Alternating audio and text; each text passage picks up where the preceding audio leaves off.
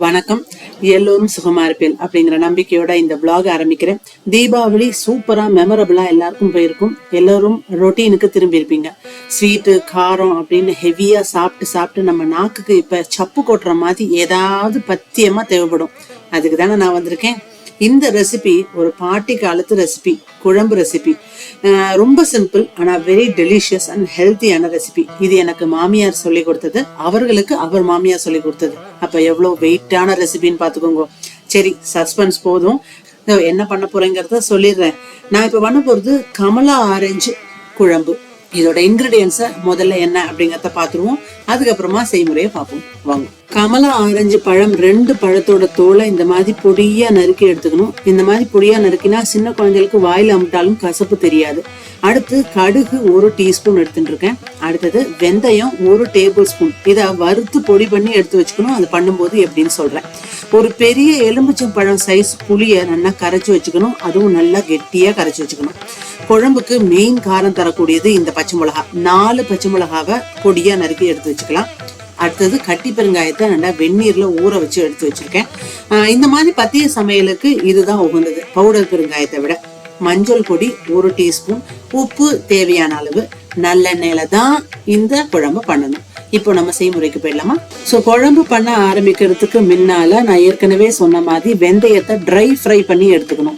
ஒரு வானலியில எண்ணெய் எதுவும் ஊத்தாம வெறும் வெந்தயம் 1 டேபிள் ஸ்பூன் போட்டு நல்லா பொன்னிறமா வறுத்து எடுத்துக்கணும். கருக விட்டுறக்கூடாது. பக்கத்துல இருந்து ஜாக்கிரதையா இந்த கலருக்கு வந்த உடனே நாம இதை பொடிச்சு எடுத்து வச்சுக்கலாம். இந்த மாதிரி அடுத்து நம்ம டைம் வேஸ்ட் பண்ணாம குழம்பு பண்ண போயிடலாம். ஒரு நான்ஸ்டிக் கடாயை அடுப்புல வச்சிருக்கேன். அதுல 2 டேபிள் ஸ்பூன் நல்லெண்ணெய் ஊத்துறேன். எண்ணெய் நல்லா காஞ்சதுக்கு அப்புறமா 1 டீஸ்பூன் கடுகு சேர்க்கிறேன். கடுகு நல்லா பொரிஞ்ச உடனே நம்ம பச்சை மிளகாய் நறுக்கி வச்சிருக்கோம் பார்த்தீங்களா, அதையும் இப்போ சேர்க்கலாம். இந்த பச்சை மிளகாவை ஒரு 2 நிமிஷம் நல்லா வதக்கணும். அடுத்து சேர்க்க போறது நம்ம பழத்தோல், ஆரஞ்சு பழத்தோலை பொடியா நறுக்கி வச்சிருக்கோம். அந்த தோலை இப்ப சேர்க்கலாம். இதுவும் நல்லா வதங்கணும். இதை போட்டோடனே அந்த எண்ணெயோட கலந்து அப்படியே கமகமகமான வீடே வாசனை அப்படியே ஃபர்ஸ்ட் கிளாஸா இருக்கு. 5 நிமிஷம் இது நல்லா வதங்கணும். இது வதங்குற நேரத்திலேயே இந்த கமலா ஆரஞ்சோட நற்பயன்கள் நிறைய இருக்கு. அது என்னென்னு பாத்துருவோமா? ஃபர்ஸ்ட், இது உடல் வெப்பநிலையை சமன்படுத்தும், நோய் எதிர்ப்பு சக்தியை உண்டு பண்ணும், டைஜஷன் சிஸ்டம் நல்லா வேலை செய்யறதுக்கு ஏதுவா இருக்கும், ஸ்கின் அலர்ஜி வராம தடுக்கும்.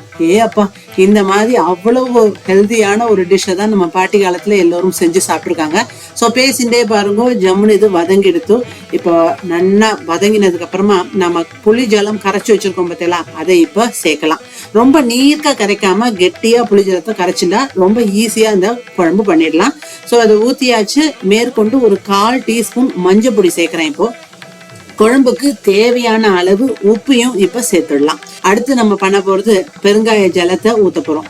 அந்த பெருங்காய கட்டி எல்லாம் இல்லாம ஜலத்தை நல்லா அது கையால கரைச்சிட்டு அதை ஊத்தலாம். நல்ல புளி ஜலம் பச்சை வாசனை போற வரைக்கும், சுண்ட இது சுருங்கி வர வரைக்கும் இத நம்ம கொதிக்க விடணும். ஜம்முன்னு ஒத்தாப்புல நல்லா சுருங்கி கொதிச்சு பச்சை வாசனை போய் கமகமகமான வாசனையோட இருக்கு. ஸோ இந்த நேரத்துல நாம கேஸை ஆஃப் பண்ணிடணும். பண்ணிட்டு வெந்தய பொடி நம்ம பொடி பண்ணி வச்சிருக்கோம் பார்த்தீங்களா, அதுல ஒரு 1/4 1/2 டீஸ்பூன் தான் போடணும். நிறைய போட்டேன்னா குழம்பு கசந்துரும். அதனால ஒரு 1/4 டீஸ்பூன்ல இருந்து 1/2 டீஸ்பூன் வரைக்கும் இந்த வெந்தய பொடியை போடணும் கேஸ் ஆஃப் பண்ணதுக்கு அப்புறமா. அதோட இன்னொரு முக்கியமான ஒரு இன்கிரீடியன்ஸ் இருக்கு. உங்கள்கிட்ட வெள்ளை சக்கரை இருந்தா வெள்ளை சக்கரை, இல்ல நாட்டு சக்கரை இருந்தா நாட்டு சக்கரை, இல்ல வெல்லம் இருந்தா வெல்லம் ஒரு 1/4 டீஸ்பூன்ல இருந்து 1/2 டீஸ்பூன் கடைசியா சேர்த்துட்டு, அதாவது சூட்டோட இருக்கும்போது சேர்த்துட்டு ஒரு கலரிட்டு அதை அப்படியே சர்விங் பவுல்ல மாத்திர வேண்டிதான். அவ்வளவு அமிர்தமா இருக்கும். அப்படியே தகன்னு அந்த குழம்பு எவ்வளவு ஜொலிக்கிறது பார்த்தீங்களா. ஸோ இந்த ரெசிபி உங்க எல்லோருக்கும் ரொம்ப பிடிக்கும் அப்படின்னு நினைக்கிறேன். இதுக்கு ஷெல்ஃப் லைஃப் எவ்வளவு அப்படின்னா, ரெஃப்ரிஜிரேட்டர்ல வச்சேல் அப்படின்னா 1 வாரம் வரைக்கும் இது கெடாம இருக்கும். ஃப்ரிட்ஜ்ல வைக்காம வெளியில இருந்தாலே 2ல இருந்து 3 நாள் வரைக்கும் அவ்வளோ தேவாமிர்தமா இருக்கும். இது சாதத்துக்கு மட்டும் காம்பினேஷன் கிடையாது. இட்லி, தோசை, ஊத்தப்பம், சப்பாத்தி எல்லாத்துக்கும் பயங்கர காம்பினேஷன் கொடுக்கும். செய்து பார்த்துட்டு எப்படி வந்ததுன்னு எனக்கு கமெண்ட் பாக்ஸ்ல கமெண்ட் பண்ணுங்க. இன்னொரு அழகான வீடியோல உங்களை சந்திக்கிறேன். அது வரைக்கும் this is Priya Ramkumar signing off. Stay safe and stay strong. Thanks for watching. Bye bye.